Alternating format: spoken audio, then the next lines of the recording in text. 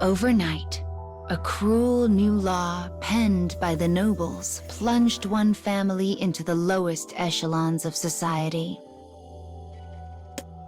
The father lost his job. The mother began to meet cold stares while doing the shopping. And the daughter was expelled from school.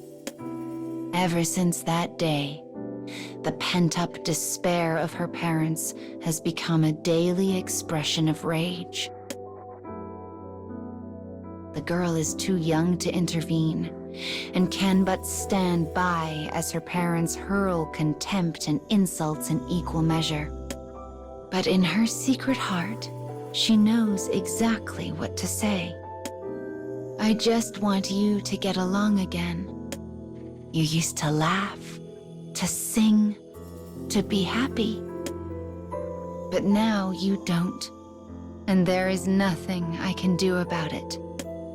Realizing this is a thing beyond her ability to repair, the girl is thrust into a spiral of endless darkness.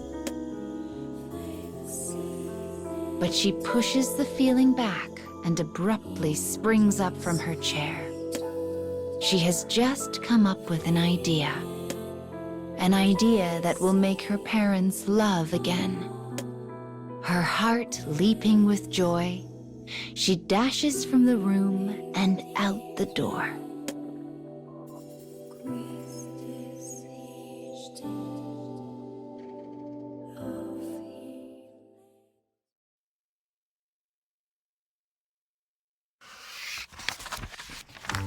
Father, mother, daughter. It is a perfectly normal family, one found anywhere and everywhere. But an unfair law forces this family to be the subject of poverty and discrimination. The parents curse their own misfortune and permit their resentments to run wild. But the wounded girl has come up with a plan to bring them together once more. In her room, she unfurls a dirty scrap of paper and takes up her pencil. Her eyes narrow in concentration as the lead skitters across the page. Soon, the image begins to take shape. Though crude, it is clearly a picture of her mother and father holding hands. The daughter carefully puts the finishing touches on the picture, pouring her entire heart and soul into its creation. All the while, she thinks back on her precious memories of a household filled with happiness. She completes the drawing by giving the subjects a pair of gentle smiles. She wants them to be like the picture, to get along again. This is her most fervent wish.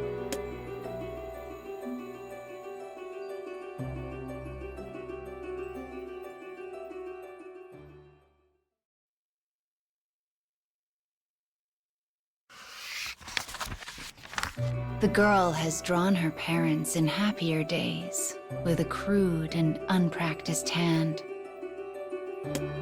She feels confident they will stop fighting once she shows them her creation. She knows it will make them remember better times. Her mother sits silently at the table. With hope in her heart, she shuffles up and places the picture in front of her. But the wife is still not recovered from the latest argument with her husband, and she shoves the drawing aside without a glance. "Go away," she mutters. "I don't feel like playing right now." Her weary eyes never leave the surface of the table. The girl stands rooted in place, unsure of what to do next. Eventually, she comes to a realization. She is sad, unbearably sad, and this sadness is threatening to consume her. This feeling, this pain, is so overwhelming that she cannot even begin to express it. The next thing she knows, she is running from the house with tears streaming down her face. Behind her, she hears her father begin to yell. Maybe he yells at her, or maybe her parents are fighting again. But she continues to run, and the raging voice eventually fades to nothing.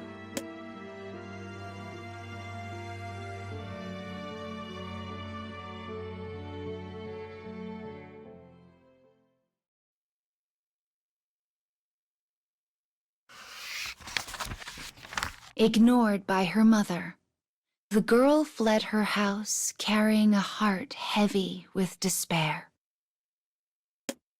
Having regained some modicum of control, she now sits silently and still in the cool night air. Not wanting her parents to worry, she finally forces her feet to begin the long trek home, a journey made all the harder by the anchor of her weary soul. I wonder if they're still fighting. The girl approaches a window and peers inside to find her parents sitting across the table from one another. Her mother is speaking. Their life has been one of constant discrimination and poverty ever since the law was unveiled. Their formerly strained livelihoods became even more difficult.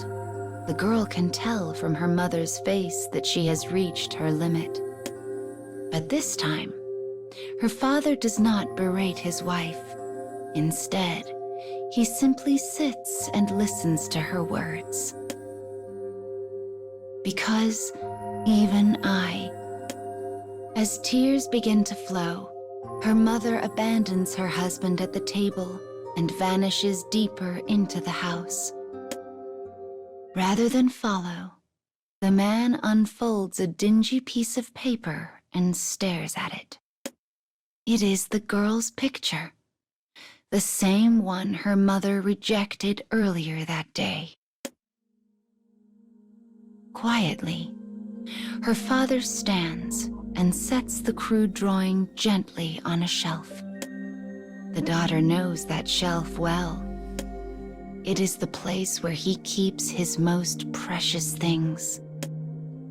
It holds letters he and his wife exchanged during their courtship, pressed flowers given to him by his daughter, and seashells collected by the family during a rare day of rest at the beach.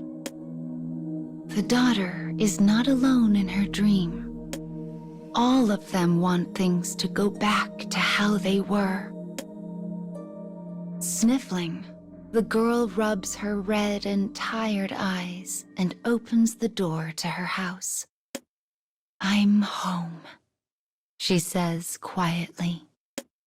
And as her voice echoes throughout the home, it brings with it the faintest glimmer of hope.